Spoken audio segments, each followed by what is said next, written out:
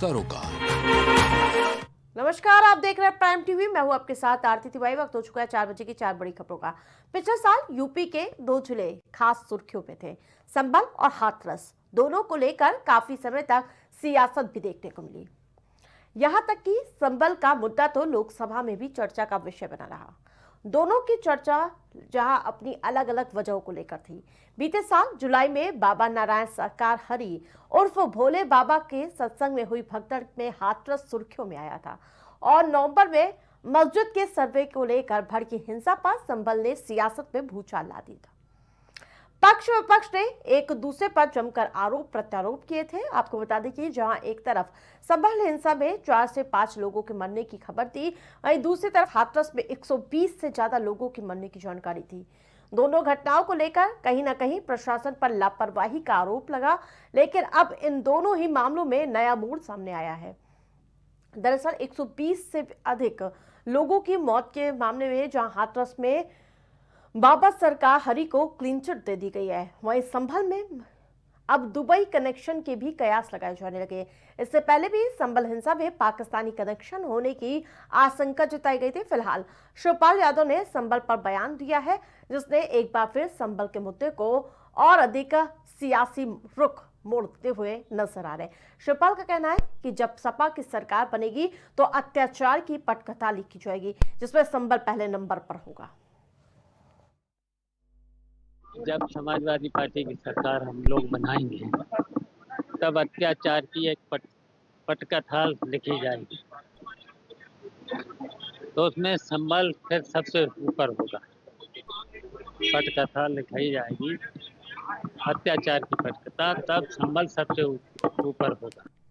और ज्यादा अपडेट के साथ सहयोगी शहबाज हमारे साथ जुड़ चुके हैं। शहबाज, जिस प्रकार से आपने देखा था हाथरस में 120 से अधिक लोगों की जान चली गई थी, हर बार हर चैनल यही मांग उठा रहा था कि आखिरकार जो साकार हरि है उनका नाम क्यों नहीं है। बहुत लंबी बहस छिड़ी, कई राजनीति मोड़ देखने को मिला, तब जाकर उनका कहीं नाम होता और अब क्लीन चिट दे देना।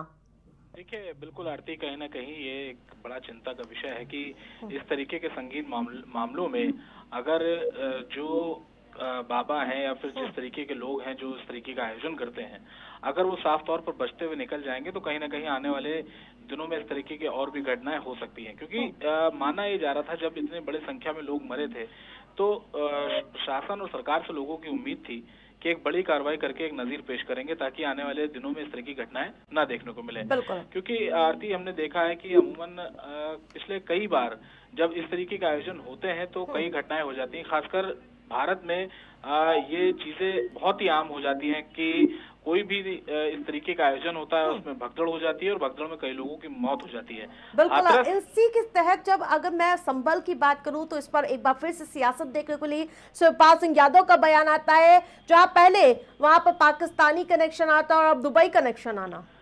दुबई कनेक्शन आरती इसलिए क्योंकि शारिक साठा जो है वो लगभग पहले ही दिन से लगभग बताया जा रहा था कि फरार चल रहा है। फिर उससे एक तार जुड़ता हुआ नजर आया था क्योंकि वो फरार हो गया था आरती दुबई।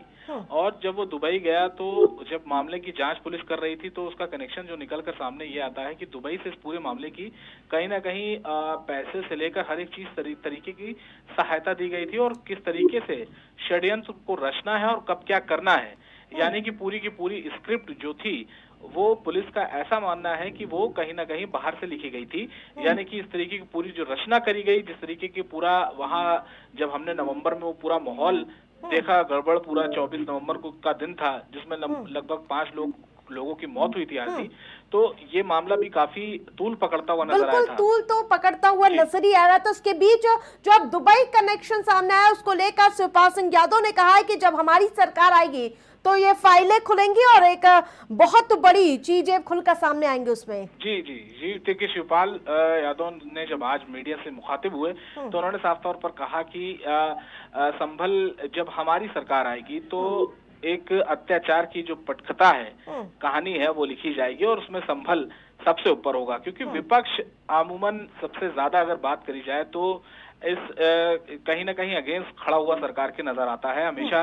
और इस मुद्दे पर भी कहीं ना कहीं विपक्ष का कहना है कि जो वहां पर चीजें हुई वो सरकार द्वारा प्रायोजित थी और घटना को जो कराया गया वो सरकार ने ही कराया है और लोगों को टारगेट किया है, मुस्लिम वर्ग को टारगेट किया है, ऐसा सरकार का कहना है। बिल्कुल, आप नजर बनाए रखिए। तमाम अपडेट के लिए धन्यवाद।